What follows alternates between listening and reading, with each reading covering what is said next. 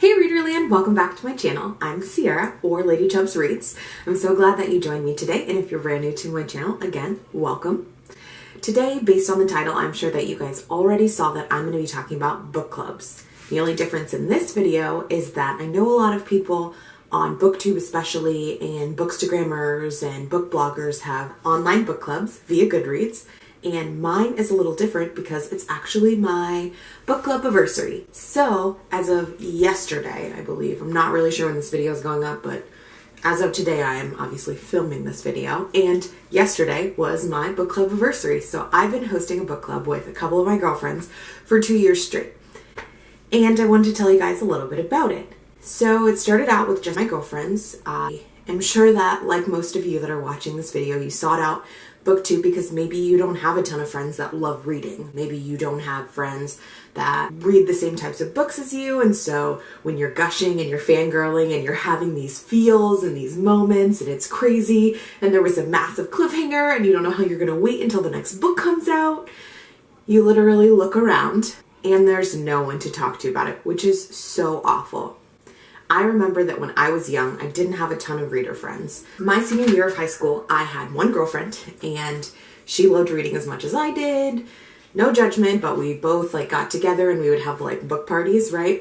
Where she would come over to my house and we would read different books, but at the same time. So we would get on my mom's low seat in my living room. We would get under a blanket. I would read my book. She'd read her book. We literally wouldn't even talk to each other because, Hi, Libby. Hi. Mama, Hi. where are you going? Nowhere, baby. Didn't say hi? Say hi to the camera. Hi, camera. Hi, readers. I gotta finish my video. Yes. Mom life. Anyway, me and my girlfriend would get together and we'd snuggle under the couch and we would read. Not under the couch. Why would we be under the couch? That makes no sense. We would get under the cover on the same couch and we would have our little time where we would chat and talk about our books. And I remember one of the first ones we did with this was Twilight. So again, don't judge. You know you read it. You know you liked it at the time. Don't be on that bandwagon. Okay. Fast forward. Been married for a couple of years. I make a couple of girlfriends at my church. We start talking about books. And every time there is a book to film adaptation, Divergent, The Mortal Instruments, I'm trying to think of some other ones offhand, The Host, because even if you're a Twilight judger, because you're going to pretend that you didn't read that and you weren't part of that fandom,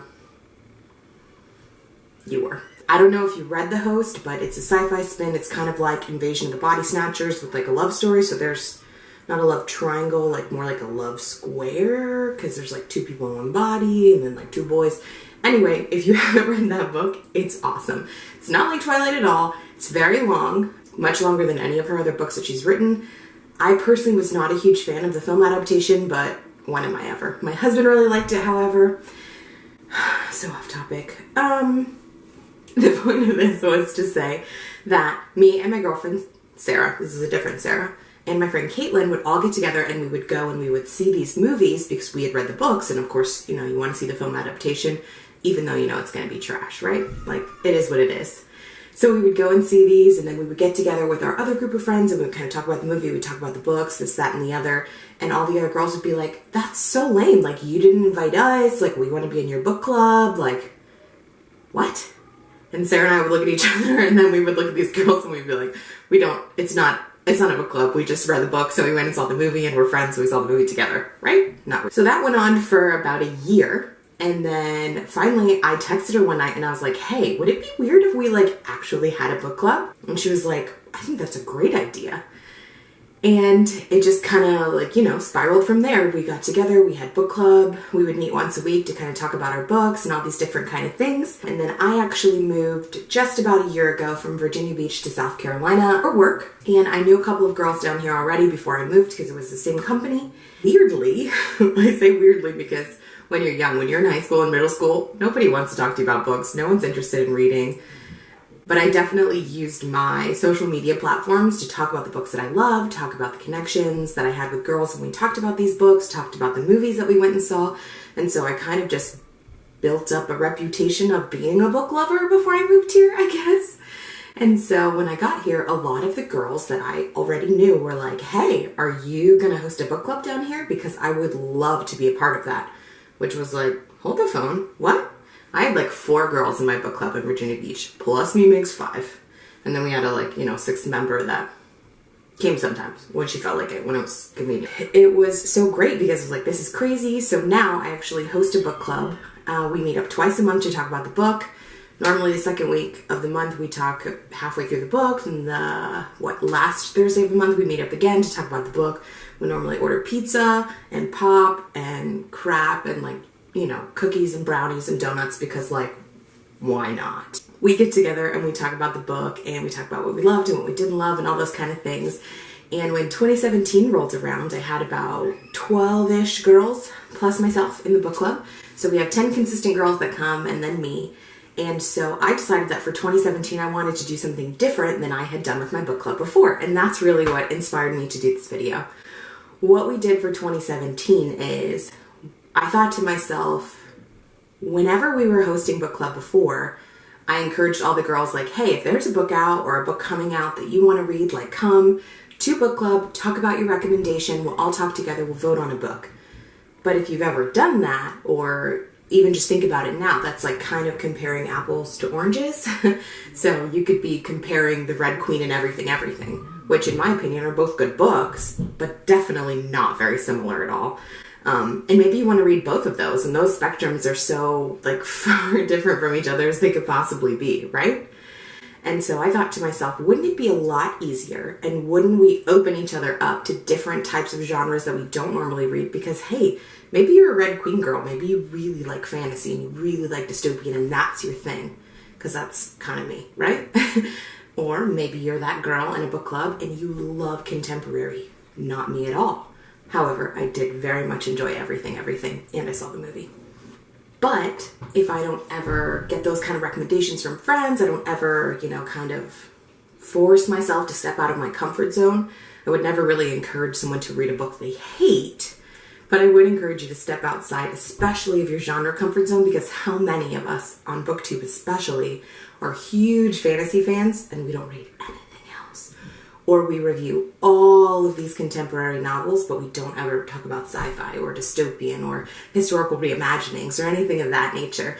And so I thought it would be great if in 2017 we picked a different genre for every month of the year, and then instead of picking a bunch of different books, we pick only books in that genre. So of course you have your traditional sci-fi, fantasy, dystopian kind of novels. I also chose children's classic, high school recommended reading list, historical reimagining, fairy tale reimagining, which is super popular right now. I loved the Lunar Chronicles. I'm really glad that I chose that. So in 2017, we've selected a different genre for every month. We voted as a whole. I have a big list, and all the girls in the club have access to it. They can add any book suggestion they want. Then I send out a Survey Monkey. We all vote, and I actually am just the tiebreaker. So I let all the other girls vote, and then if there is a tiebreaker needed, then I vote for the book that I want. With that, I wanted to tell you about our June genre reveal. So for the month of June, we have selected sci-fi as our choice. We had 4 really great options, all which I want to read, and that's the best part about having these different genres, is that every month when I send the Survey Monkey around, all the girls go through and they read the synopsis and they're like, I want to read all of these books. Which is great, because some of those girls would never have looked at sci-fi. Some of those girls would never have looked at dystopian or contemporary or historical reimagining if it wasn't right in front of their face with options and synopsises for them to read and get pumped about a new release. Or, better yet, something on the backlist, something that came out 5, 6, 7 years ago, something that's been on your TBR for literally years that you've never gotten around to. I mean, because you never do that, right? You read all the books that are on your shelf before you buy new releases. Cool, just me then. The last thing is that I just wanted to show you what book we got. Came in the mail today. We have book club next week, but luckily it's a short one, so I know I'll be able to get through it. So I should have gotten that package before I came to film this, but I didn't, so 2 seconds. Let me grab that. Hopefully this is easy to open because it's just like an Amazon package, right? So,